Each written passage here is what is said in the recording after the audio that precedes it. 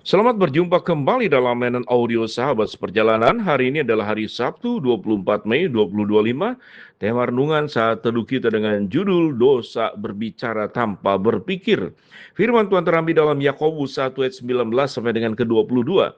Hai saudara-saudara yang kukasihi, ingatlah hal ini. Setiap orang hendaklah cepat untuk mendengar, tetapi lambat untuk berkata-kata, dan juga lambat untuk marah. Sebab amarah manusia tidak mengerjakan kebenaran di hadapan Allah.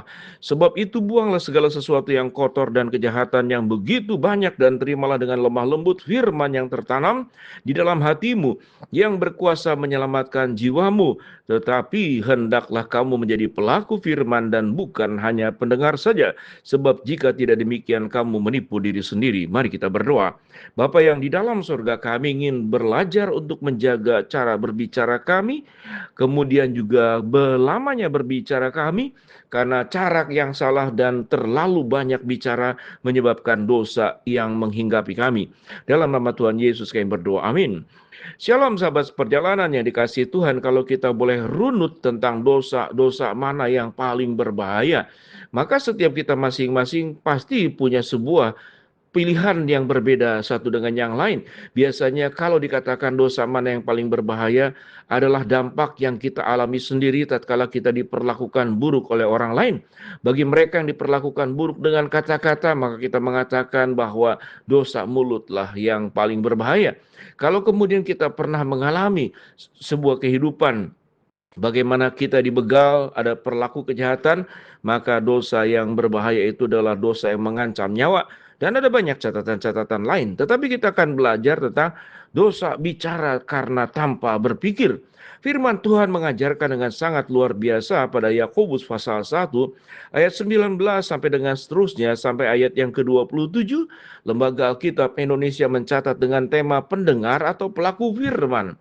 Tentu kita belajar bagaimana hidup menjadi lebih baik. Tuhan sudah memberikan firman Tuhan yang kita dengar dari khotbah, dari renungan yang kita baca sendiri, dari saat teduh yang kita lakukan. Lalu apa yang menjadi sebuah perbedaan antara orang yang belajar firman cuman mendengar, dia punya pengetahuan banyak, otaknya penuh dengan ayat-ayat Alkitab, dia bisa berdiskusi, bahkan bisa berdebat tentang hal-hal teologis, tapi yang menjadi sebuah pertanyaan, cukupkah menjadi seorang pendengar? Kalau kita boleh berkata bahwa seyogianya seseorang yang menjadi anak Tuhan, sewaktu dia mendengar firman, sebut saja kalau itu disebutkan angka 2 perintah Allah, maka dilakukan harus 2 perintah Allah. Kalau kita belajar firman 10 perintah Allah, maka yang dilakukan adalah 10 perintah Allah. Tetapi menjadi sebuah persoalan tatkala seseorang telah belajar firman, sebut saja sampai 100 pelajaran, tetapi yang dilakukan cuma 1-2, dan itu pun kadang lupa-lupa. Maka kita akan menyebut orang-orang ini yang dikritik oleh Tuhan Yesus sendiri masuk dalam kelompok orang Farisi dan ahli Taurat. Mereka belajar firman banyak, tetapi mereka tidak melakukan. Dari sekian banyak dosa adalah tentang kata-kata. Kita tahu dengan jelas ada banyak orang terhianati, banyak orang kemudian ditipu, banyak orang difitnah, banyak orang yang kemudian diberikan janji palsu, tidak hanya dalam kehidupan relasi mungkin percintaan, atau juga relasi dalam bisnis dan dalam segala urusan yang lain. Kita dijanjikan hal yang indah, tapi kemudian tidak dilakukan. Apa yang terjadi tentu itu sangat menyakitkan sekali. Bagian firman yang Tuhan yang sedang diajarkan adalah firman Tuhan berkata, setiap orang hendaklah cepat untuk mendengar, tetapi lambat untuk berkata-kata, dan lambat untuk marah. Ada yang menarik, orang yang cepat untuk mendengar bukan cepat untuk berbicara, maka dia akan mempelajari tentang apa yang dimaksud oleh orang tersebut. Maka timbul ada empati, ada bentuk sebuah penghargaan. Mendengarkan adalah sebuah pelayanan yang sesungguhnya seringkali dilupakan oleh orang banyak. Di dalam rumah tangga juga sama. Kalau kita tidak mendengar dengan cukup jelas, cukup objektif, cukup baik, kita tidak kemudian terlalu cepat merespon, apalagi berpraduga, berprasangka, lalu sudah memberikan sebuah penilaian tanpa kita belum tahu masalah yang sesungguhnya. Sahabat seperjalanan, maka itu akan menimbulkan sebuah kehidupan di dalam berelasi karena kata-kata yang bisa melukai. Karena kata-kata kita jadi menghakimi orang lain. Karena kata-kata, karena kita terlalu cepat bicara dan tidak cepat untuk mendengar. Kemudian kita menjadi memfitnah orang lain, menilai orang lain, dan itu adalah sebuah relasi yang pada akhirnya bisa berantakan. Apalagi kemudian yang namanya dengan cepat marah, kemudian dengan kata-kata yang tidak tepat, mungkin dengan kata-kata yang kasar, memakai kata-kata binatang, merendahkan, menghakimi, dan menganggap yang bersangkutan itu begitu rendah di hadapan kita, sehingga patut kita memberikan kata-kata yang buruk sekalipun seakan-akan itu layak untuk diterimanya.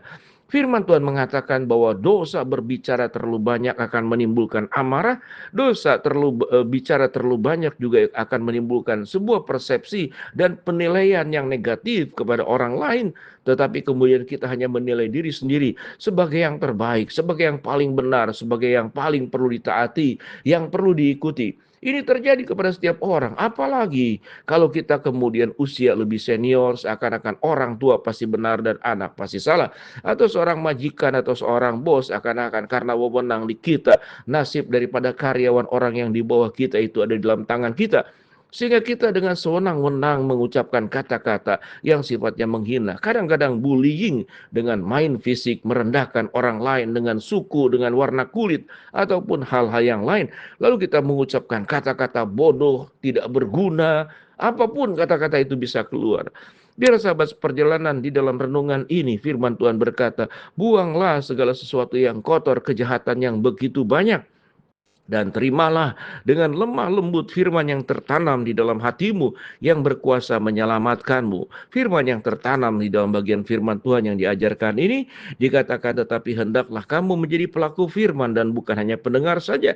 Sebab jika tidak demikian kamu menipu diri sendiri. Bagaimana menjadi pelaku firman dan tidak hanya mendengar saja? Salah satunya adalah cepat untuk mendengar, belajar memahami sudut pandang orang lain, belajar memahami bahwa orang lain juga punya pendapat, orang lain juga punya rasa, orang lain juga punya pikirannya, idenya, kemudian juga usulan-usulannya yang perlu dihargai.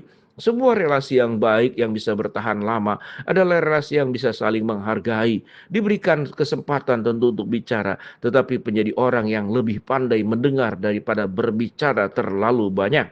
Firman Tuhan di dalam kitab Efesus dikatakan, orang yang berbicara terlalu banyak adalah sia-sia. Bahkan kata-kata kita itu seperti jerat yang menjerat diri kita sendiri. Kita sedang menggali lubang di mana kita terjatuh ke dalamnya dan kita kemudian termakan dan kita kemudian menjadi orang-orang yang dirugikan oleh perkataan dan ucapan kita sendiri. Biarlah kita boleh belajar ada ucapan yang memuliakan Allah, ada ucapan yang menghargai orang lain, ada ucapan juga yang membangun bukan menyandu, ucapan yang menolong orang lain menjadi kuat dan terhibur, bukan kemudian melukai dan menjadi kepahitan di dalam setiap kehidupan orang lain. Sahabat seperjalanan, berhati-hatilah. Dosa terlalu banyak bicara tanpa berpikir. Karena kita sudah belajar kebenaran firman Allah. Hai saudara-saudara yang kukasihi, ingatlah hal ini, setiap orang hendaklah cepat untuk mendengar, tetapi lambat untuk berkata-kata dan juga lambat untuk marah. Tuhan akan menolong kita. Ayat 20 dikatakan, sebab amarah manusia tidak mengerjakan kebenaran di hadapan Allah.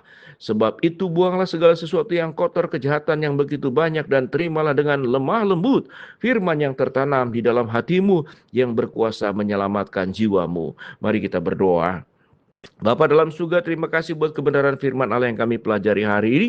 Hamba-Mu berdoa buat sahabat perjalanan yang sakit, Tuhan jamah sembuhkan. Sahabat perjalanan yang sedang menghadapi masalah, Tuhan bukakan jalan. Sahabat perjalanan yang sedang berdoa mengharapkan sesuatu, Tuhan kabulkan sesuai dengan waktu dan rencana Tuhan yang terbaik. Di dalam nama Tuhan Yesus kami berdoa. Amin.